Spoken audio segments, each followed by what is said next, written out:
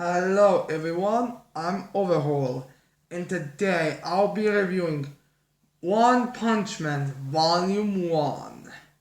The usual disclaimer at the beginning of the video.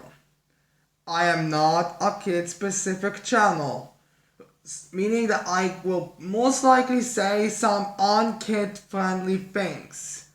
I'm not going to go to specific. All you have to know is that they will be definitely PG-13 or whatever the ranking is, or even one naughty word is too mature for a child. But yeah. So keep in mind when you're watching that you can expect some curse words or anything on those lines. Now, with that said, let's get into this review. So, One Punch Man Volume 1 pretty much just gives us like the introduction phases of, well, to who Saitama is and kind of type of comedy and battles we'll get. Like, we're gonna get some over the top villains whose whole thing is gonna be like over the top power levels. By the end, they're gonna be like, by Saitama. Now, basically just, like, not much of a fan to Saitama, but to everyone else, they're like chaotic. Like, and pretty much that. In fact, the first couple of chapters, I would say up to chapter 6, I think. Yeah, I think 6. Or maybe it's 5. The first couple of chapters are pretty much just like quick, something like preview help. Maybe not even preview, like kind of short trailers. You know, like how in Ruby we had those trailers that didn't really go into the series, just epic fight scene and then to introduce one of the girls and over. That's pretty much what the first couple of chapters are. And then we have the rest, the final parts where we actually get the story. We also get, I believe, 2 side stories, which One Punch Man has a lot of side stories. I think in Volume 10 they have 3 side stories. So, yeah, it's kind of establishing the whole series. Now, let's begin with the main characters first. Saitama. I'm not really the type of a guy who likes Saitama's character, like the hero who's ungodly strong and can defeat everyone with one punch. But, in all honesty, Saitama does it pretty well. I like the kind of comedy with him where he is this guy who can like wipe out everything to a point that he's like, ugh, there's nothing I can feel like. I mean, I can wipe everything out, but it's just so boring and bland and it's completely worthless. But yeah, the most ridiculous of things are like the things that break it. Like, when he has a night, when he's dreaming, he imagines himself having enemies that can actually damage him. Most people would dream of being the type of hero that Saitama has, but now he's dreaming of enemies that can actually beat him. So that's hilarious. That's funny, and the another funny part is that whole thing where he's like, nothing can hurt me, nothing matters. It's like basically this. I'm basically like this bot, just nothing really matters. Like no one cares, nothing. And he swaps it, but the mosquito escapes. And then like one of the few things that can make him like get seriously upset and oh my god, and I'm gonna get the kick out the loving shit out of you. And it's a mosquito, something that we regular people pretty much wipe out as easily, easier than he can, which was hilarious. We also at the end of get introduced to Janos, which I like it how this is how it begins with us getting the impression that he's like this badass cool character, but it's just like evolves into comedy. Like first we think, oh, unbelievably powerful cyborg, unbelievably strong, ends up to be one of the weaker characters compared to the rest of the characters who we get introduced later. But at this point, one of the strongest gets destroyed immediately, and afterwards it just becomes Master Saitama. It's a funny contrast, and it also makes it is very funny after the whole thing. Yeah, that's pretty much the thing. Like, he stays cool looking and badass, but in reality, he just mostly serves Saitama at the end of the day, which is a funny contrast to it, to the whole thing. At this point, it's still not a step. His joke with always losing isn't established at this volume yet, since he only really loses once, and the other times he wins against Armored Gorilla, which makes me think that Mosquito Girl at her full power was the third strongest. While Mosquito Gorilla was the fourth strongest. But again, Zombie Man is S class, and S classes are basically and one demon and two dragons in terms of normal rankings, so who knows really. But yeah, it's a pretty fine contrast. As for the villains, no, since the first couple of villains that we get introduced to are just supposed to show us, yes, Saitama is unbelievably powerful. There's not very much to say. There are some things with Buck-Seaman later down the line, but that's just us speculating. So, yeah, then we have the whole Crab Blante, where he's just basically to give us like the idea of how the world is. With us, with the whole monsters coming around, it's like expected and you should run away, but it's not like people are gonna be like, oh no, where is monster came from?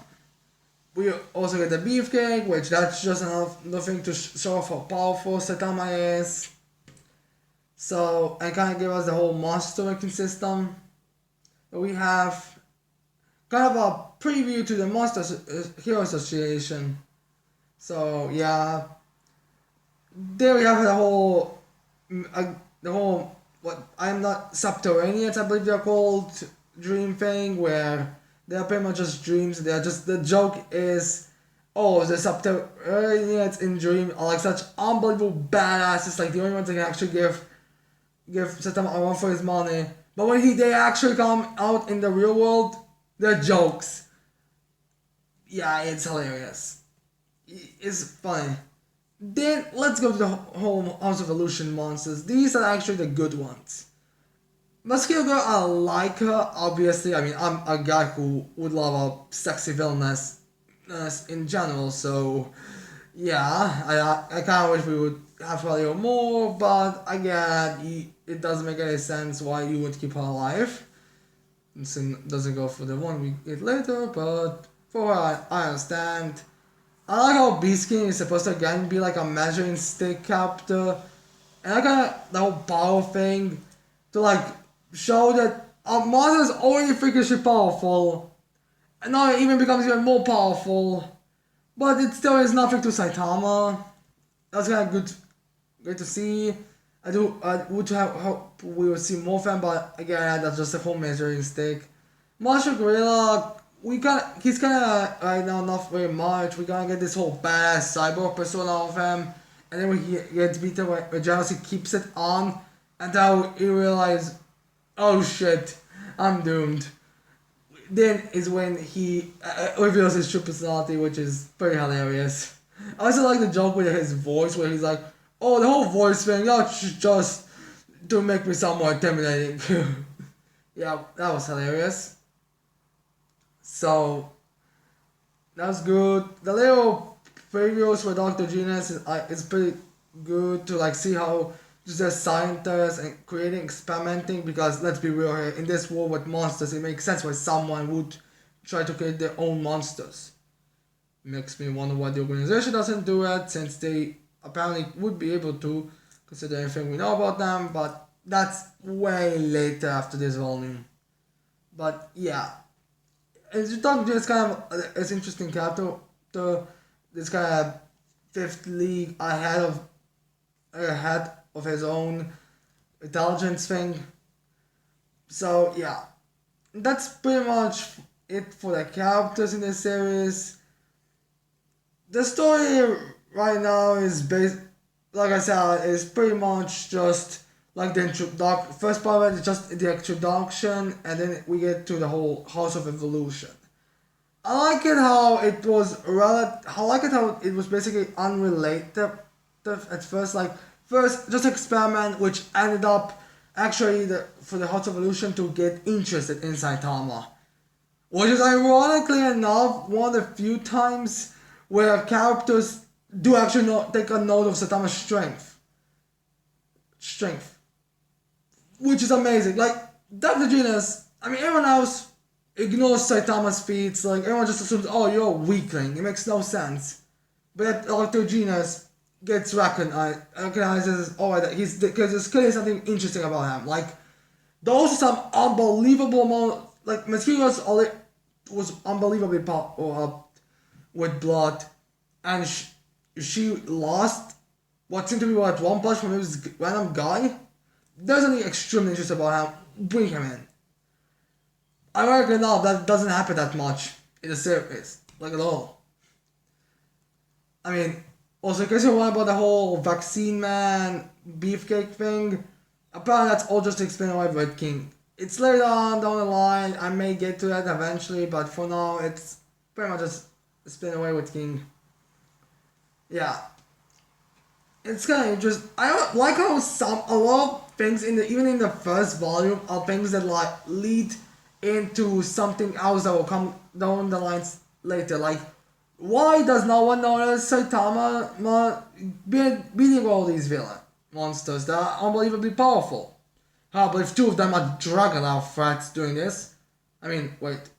I believe X-Man was revealed to be a dragon, and I do believe Murata or once said that if Beefcake would rampage more in the city, he would be ranked dragon.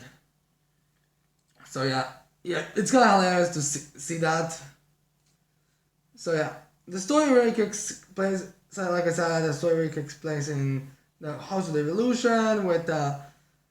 I like it how after Joshua immediately wants to be his disciple because let's be real here, who wouldn't want to be the disciple of a guy who can just one shot beasts who just wreck them immediately in seconds. So yeah, I like the whole contrast and I like how the attack was kind of made. With I believe I'm gonna call I think that centipede guy, a guy attacking in the building to have those two to like first line of attack, then for those to come out for Marshall Gorilla and for Beast King to capture and to be more discreet. I would wonder why Dr. James did not release a little bit more monsters, but I get that. So yeah, that's pretty much it for the main thing. They beat those monsters obviously, and they find out the location. They go in the next volume. We go to get to the main House of Evolution. So yeah, there are some side stories which I'm assuming are supposed to be canon to the main story, which is just again something to just build up the comedy and to kind of like give us introducing us to tiger monsters or wolf. I'm not sure if the pick monster we get actual ranking is stated. I think it. From what I see, it's not stated. So yeah.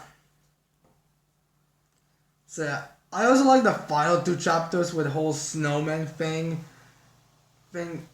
where kid Satama like defeated a snowman and then like carries the kid home or inside with the houses, and then there's like this giant, honest to god, dragon looking size snowman, and that guy and Satama's like, oh shit, today is, I think it was garbage or something.